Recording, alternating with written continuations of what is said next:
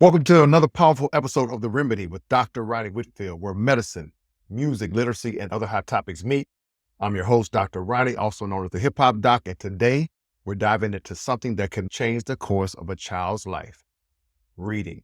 I just launched my book tour, kicking it off with reading at 3 amazing schools in East Baton Rouge Parish. The kids were engaged, locked in, and their energy was contagious. Special thanks to Superintendent Lamont Cole and the East Baton Rouge Parish School System for giving me the opportunity to share my book and my passion for reading with these brilliant students. Let's talk about why literacy matters, why I'm so passionate about this topic, and how we can inspire the next generation. I'm going to hit you with some real numbers to set the tone. 130 million adults in the United States read below a 6th grade level. 21% of adults in the U.S. are functionally illiterate, meaning that they struggle to complete everyday tasks like reading a prescription or filling out a job application.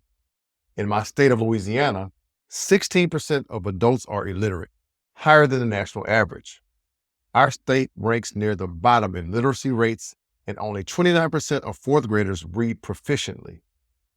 Let that sink in. Nearly 1/3 of our kids in Louisiana are starting middle school without strong reading skills. These numbers just don't represent a literacy issue. They are tied directly to poverty, incarceration, health disparities, you name it. Literacy isn't just a statistic, it's a pipeline to poverty, prison, and poor health. This isn't a new struggle, especially for African Americans in this country. Back in the 1800s, it was illegal to teach enslaved Black people to read. Why, you ask? If caught, the slave owners would face a fine of up to $500. But again, why? Because reading is power. Reading empowers, liberates, and emboldens. Let's take the story of Nat Turner, for instance. When Nat Turner learned to read, it unlocked something unstoppable. It unlocked his knowledge, which led to leadership and rebellion. Back then, knowledge wasn't just power, it was a threat. Free-thinking, educated Black men and women could not be controlled. Let's fast forward to today. While it's not illegal to teach African Americans to read anymore, the disparities remain. And here's the connection we often miss. Kids of color are 2 to 3 years behind their peers in reading. 2/3 of kids who cannot read proficiently by 4th grade will either end up incarcerated or relying on welfare. These aren't just numbers, they're lives. It was illegal to teach us to read, and now it's a privilege too many of our kids still do not have. That's why literacy must be treated as a critical public health issue. Studies show that only 30% of children's books feature a primary character who is Black, Indigenous, or a person of color, while half of all U.S. children are non-whites. Where are the stories that reflect us, that inspire our kids to see themselves as heroes? Books act as both mirrors and windows. The mirrors let kids see themselves, their culture, and their potential. Windows give them a glimpse into worlds unlike their own, fostering empathy and understanding. Without these, our children grow up feeling invisible or disconnected from those around them. Author Renee Watson said it best: "We want our kids to put themselves in someone else's shoes, but if they're never exposed to other perspectives, how can they truly connect with others?" Books are mirrors and windows, showing kids who they are and who they can become. Now, I know life has gotten fast. We're caught up in artificial intelligence, texting, streaming, everything but books. But here's the truth. Good readers become good writers. Good writers become good communicators, and good communicators can change the world. So here are 3 books I highly recommend to inspire young readers, and I read them to my son, RJ. The first is RJ Did It by yours truly, Dr. Rani Whitfield. This book follows the adventures of my son, RJ, as he discovers the power of confidence and perseverance. It's perfect for kids in kindergarten through 2nd grade, designed to spark imagination and show young readers that their dreams are within reach, that if RJ did it, they can do it too. The book also emphasizes the importance of family and community, making it a great choice for parents to read with their children. The next is one of my all-time favorites, Danny Dollar, Millionaire Extraordinaire by Ty Allen Jackson. Known as the king of financial literacy, Ty Allen Jackson has created a story about Danny Dollar, a boy with a dream of becoming a millionaire. This book goes beyond a fun narrative. It equips kids with real financial knowledge, teaching them about entrepreneurship, savings, and goal setting. It's the perfect introduction to money management for young readers. One of my all-time favorites is Amarion's Routine for Success by Amarion Henry. Amarion's book is an excellent resource for teaching kids about the value of daily habits and discipline.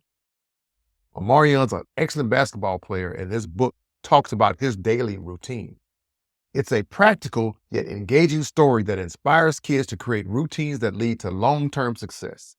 It's a great tool for building a mindset of self-improvement at an early age. Representation isn't just important, it's essential. These 3 books, in my opinion, are game changers.